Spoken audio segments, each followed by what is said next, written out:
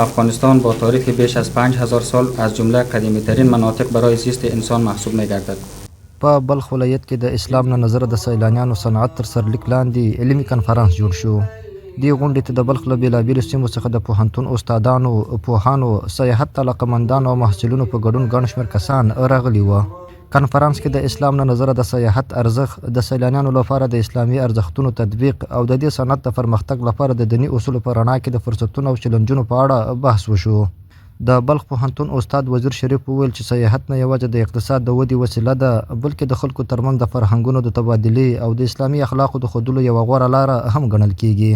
هغه ټینګار وکړ چې اسلام د سیاحت ملاتړ کوي، خو د دې لپاره د چاپیریال ساتنه، د اسلامي اخلاقو رعایت او د ځایي کلتورونو احترام هغه اصول دي چې هر سیاحت کوونکی په منلو مکلف دی. موضوعی که بسیار مهم است موضوع اخلاق اجتماعی، موضوع فرهنگ اسلامی، موضوع تاریخ و تمدن است که هر انسان به خاطر بالندگی و به رسیدن به تعالی و به تکامل نیاز به بسیاری موارد داره. از اون جمله که امو فرهنگ غنی اسلامی است و از طرف دیگه تاریخ سترگ اسلامی است که در هر گوشه و کنار جاذبه ها در افغانستان به خصوص و در علل خصوص در سمت شمال و در ولایت بلخ وجود داره و مشاهده میشه. ښاغلي شریف همدارز وویل چې بلخ د تاریخي ځایونو، د اسلامي تمدن میراثونو او طبیعي ښکلاو له مخې د سیاحت لپاره یو مناسب ځای دی، خو د سیلانیانو د جذب لپاره لا هڅو ته اړتیا شته څو دغه ولایت د سیلانیانو په یوې لویې تفریحي سیمې بدل شي.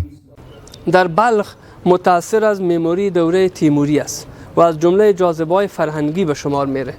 جاذبه‌های فرهنگی عبارت از جاذبه‌هایی هستند که محیط و مردم و فرهنگ و عنعنات و رسوم مو جامعه اینا به نمایش میگذارن که خوب از سری معماری ها و سری مسائل سرمایه گذاری شوه، بیشتر اینا تشریح شوه و تفکیک شوه که کدام معماری ها از لحاظ باستانشناسی به دوره قبل اسلامی برمیگرده و کدام معماری ها به دوره بعد از اسلامی است. اما در بلخ آثار بسیار زیاد وجود داره که معماری های کهن است، یعنی معماری های قبل از اسلام است. د کنفرانس ګډونوالو دغه ډول غونډې د تاریخي میراثونو په اړه خلکو ته د عامه پوهاوي په برخه کې مهمې وبللې او پر دوام یې ټینګار وکړ.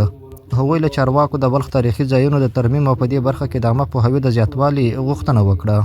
در مورد جذب گردشگری که یک نقطه بسیار مهم و قوت است، ما باید در مورد ازی باید تلاش کنیم تا بتوانیم با یک منبع عایدی برای کشور خودمان بسازیم، منبع عایدی اقتصادی تا در آینده بتوانیم با رشد اقتصاد و توسعه با تکنولوژی کشورمان را رو به پیشرفت و ترقی سوق بدهیم. اکادمی است که حتما این کنفرانس ها باید برگزار شود.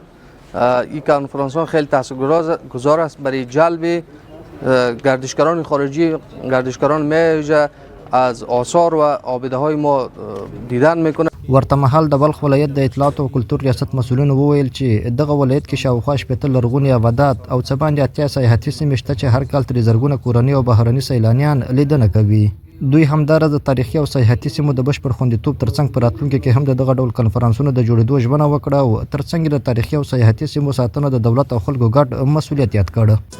ان شاء الله چنین برنامه ها ما در آینده خواهیم داشت و این برنامه به خاطر معرفی ساعت باستانی، معماری و فرهنگ بلخ است که برای کارمندان اطلاعات فرهنگ و برای جوانان و محصلین پانتون‌های مختلف به خصوص پانتون بلخ برگزار شده و ما در آینده تصمیم داریم که برنامه‌ها را گسترش بدیم و در بخش‌های مختلف رسانه‌ها و خبرنگاران و جامعه فرهنگی همچنین برنامه‌ها را داشته باشیم.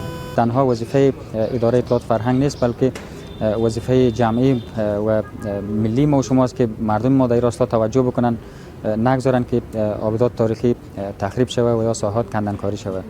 این یک وظیفه همگانی است. دا کنفرانس په دې ټینګار پای ته ورسید چې سیاحت یوازې اقتصادي ارزښت نه لري، بلکې د اسلامي ټولنې لپاره د دیني، فرهنګي او ټولنیز پیوستون یوه غوره وسیله هم ده او افغانستان په اوسنیو شرایطو کې د نړیوالو سیلانیانو لپاره یو له خوندي هیوادونو دی.